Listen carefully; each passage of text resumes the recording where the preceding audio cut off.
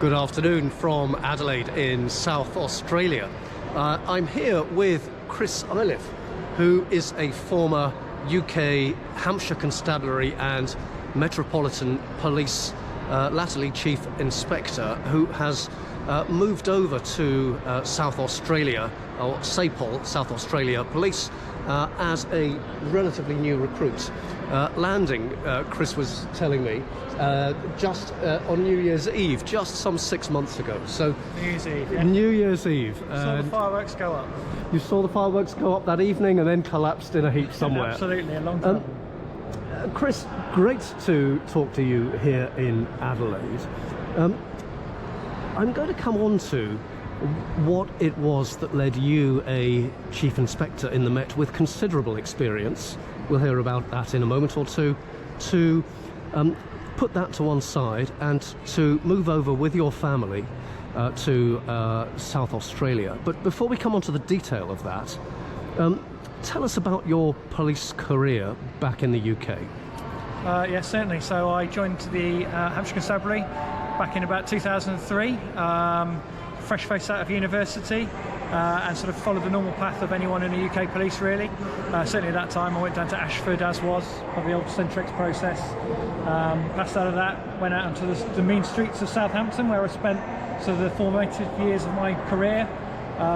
Did the beat work, did the normal response work and so on, and then very quickly sort of followed my, I suppose, passion in policing life, at least into armed policing world, where I spent the most part of my career, really. Got myself promoted for the first time to sergeant, went back to custody, did my time in custody for a bit, so I've got a bit of experience there. Did another stint on, we did district CID and had a sort of a uniform section that dealt with volume crime, so that sort of expanded my sort of wealth of knowledge there before finally going back to kind of where I started, really, back to the sort of divisional policing and response work in Hampshire. About that sort of time, there was a number of incidents going on in and around the UK, and I had a passion still for firearms policing, so when the uplift happened in the Metropolitan Police for the armed policing world, I took it. That was on the proviso that I had to throw my stripes in, unfortunately. So I went up and joined the, well, I think, elite ranks of Trojan armed policing.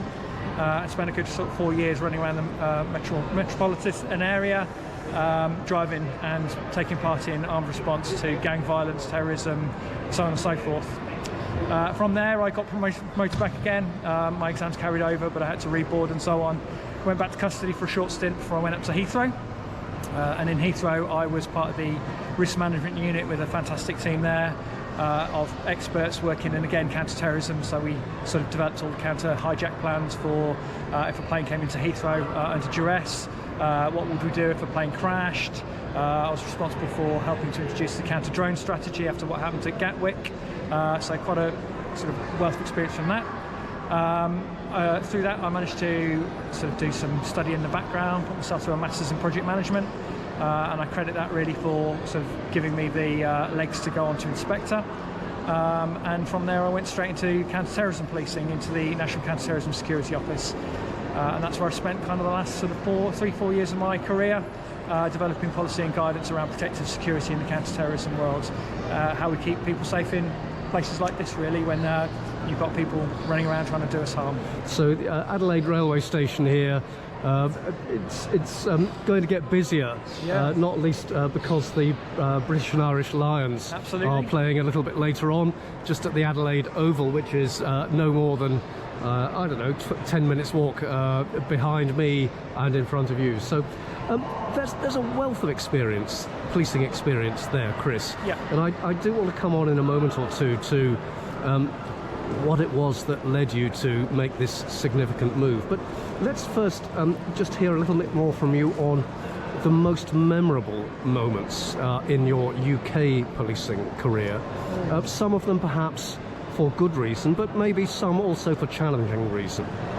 Look, you know, I mean, the challenging one's fairly easy for all police officers internationally, I reckon. We deal with a lot of death, we deal with a lot of sort of tragedy, and we deal with people when they're at the lowest point in their life all the time. And I reckon every police officer's got stories of those.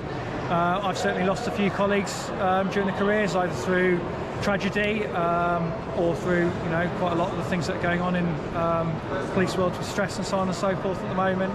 Even recently there's been sort of suicides in the police that I think everyone's aware of. And again, it's an international problem. Policing is a very, very stressful business. It's difficult, and it's one of those things that we kind of have to learn how to deal with, really. And having great colleagues around me all of my career, and certainly noticeably here as well, it's been fantastic. And that's what gets you through that. Memorable moments, there've been so many. I could probably spin a yarn or write a book, I suppose, one day maybe. But armed policing on the streets of London is a massive highlight for me. A massive honour. Not many people get to do that. When you're tearing through the heart of London at breakneck speeds, going to deal with the worst of society and bring them to justice. It's a huge adrenaline rush. It's a huge responsibility, and that final decision on whether you pull the trigger or not always being in the back of your mind with the scrutiny that comes with it. It's difficult, but at the same time, it's one of those responsibilities that, if you're a football player, you want to play in the Premiership, don't you? And that's what it was like for me doing that. Other than that, the sort of counter-terrorism policing at the end of my career is also, or the end of my UK career, has been fantastic as well. I've never been involved in writing legislation, for example, and I work really closely with the Home Office doing that.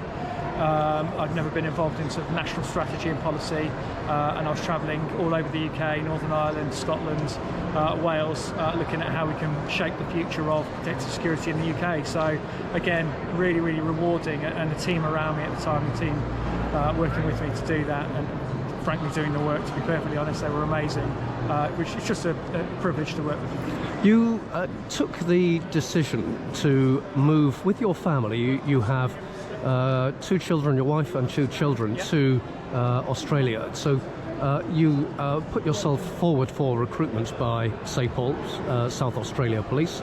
Yep. What were the factors that led you to come to that decision? We talked about the sort of the tragedies in the police, really, and losing friends and family over the years, and I don't mean through policing, I just mean through life. Causes one to reflect, I guess, and one of the big factors in life is that you only live once. We don't get a second chance at this. We'd looked at Australia policing and Canada policing for a while. Sort of 10 years ago, I think we first saw the advert go out for SAPOL in particular. And at the time we did the maths, the budgets, and we had young children then, and we simply couldn't afford to take the hit at the time. I think I'd just been promoted as well, so there was a number of factors. My wife wasn't in the right place working. We saw the adverts pop up again this time throughout Australia, and again SAPOL.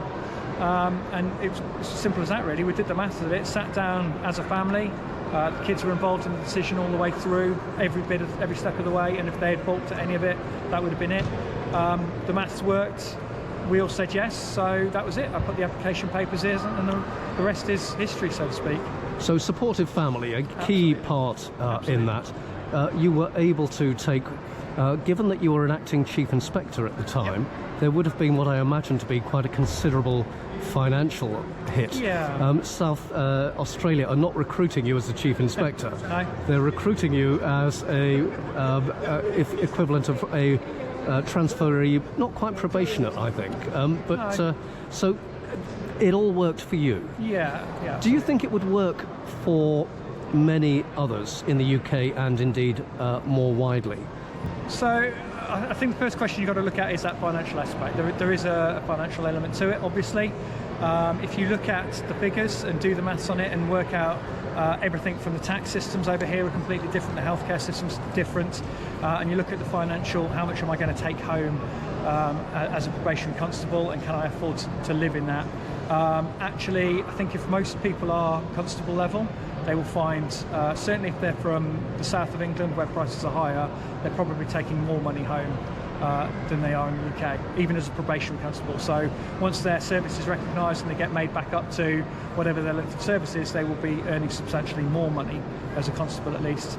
And to put that into context, as an acting chief inspector and what I was earning there compared to what I'll be earning when I finish my probation, I will be not far short take-home wise as a constable or senior constable as I was an acting chief inspector in the UK. So financially it's got to work for you, but there is certainly at least for me 6 months probation, for others up to a year's probation, where you'll be earning potentially slightly less money. So that's the maths you've got to work on, really.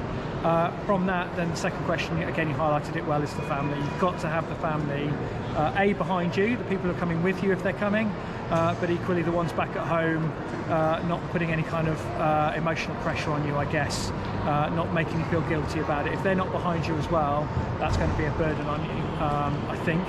I'm lucky, I've got a very, very supportive family, both here with me now and back in the UK, as has my wife.